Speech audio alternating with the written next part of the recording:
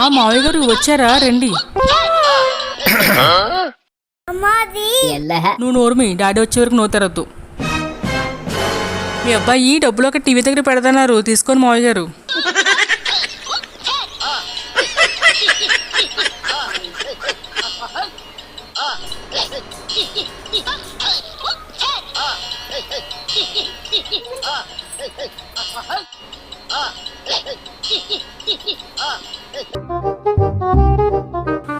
సరే పిన్ని, అలాగే అలాగే. మా బాబు ఇవాళ రావట్లేదటే, రేపు వస్తాడట. ఇప్పుడే కదండి వచ్చి పట్టుకెళ్ళారు.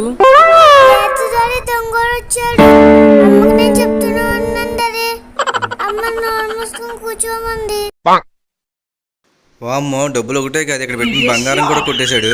మూర్తి గారు, ఇలాంటప్పుడే గుండె రాయి చేసుకోవాలి.